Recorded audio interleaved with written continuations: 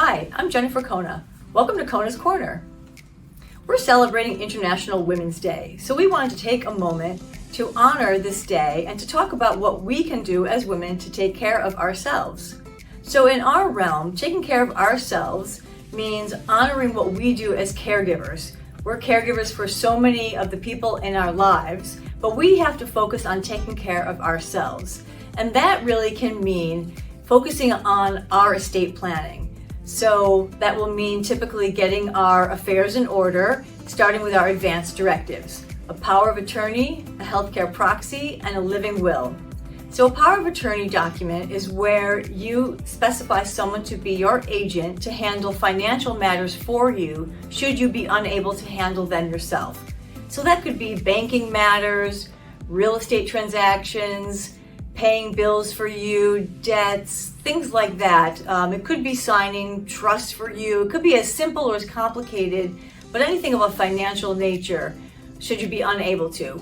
So it's a very important job. You want to think very carefully about who your agent should be, someone that you trust, and maybe even someone who is good with money, but really it's more of a legwork kind of job. Someone who might need to go around to banks for you, make phone calls for you, talk to Social Security for you, things like that is really who you want to think about as your power of attorney, as your agent. Also dealing with pensions, things like that. So someone who can handle those kinds of jobs for you. The healthcare proxy is someone that would be your voice to communicate with medical professionals for you. So this is someone that you will trust to make good medical decisions, have your best interests at heart. Obviously, it does not need to be someone who has extra abilities in medicine or things of that sort. It's just someone who you can communicate with now, talk about what your wishes are, and who could be maybe cool under pressure and can talk with doctors maybe when things are not going smoothly, but can maintain that kind of control. So think about who those trusted people are in your life who can handle that kind of role. And that person would also be your agent under a living will. So a living will is a document where you specify what your end of life wishes are.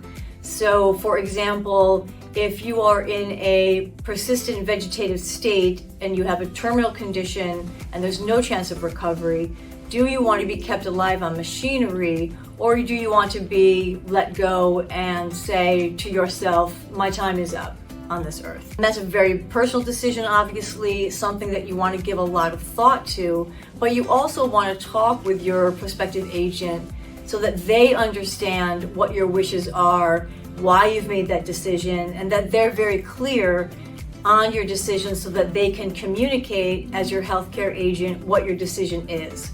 So they'll be guided by your living will. They'll follow your living will because you've set forth your wishes. There's no debate about it. They'll follow your wishes as set forth in your living will, and they'll communicate them by the power given to them in your healthcare proxy. So that's how the two documents work together and why the agent must be the same in both. But you want to make sure that in addition to having that conversation with yourself and making that decision, that you also communicate your wishes and are very clear with the agent that you've appointed.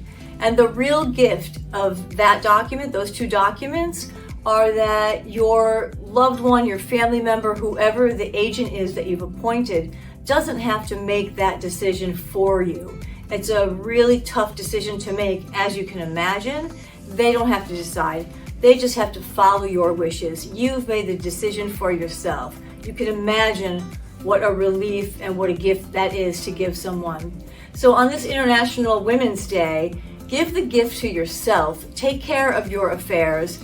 It's very simple to sign and execute your advance directives, but it's a real gift to get your affairs in order in this way, to take care of yourself as at least a baseline for getting your affairs in order.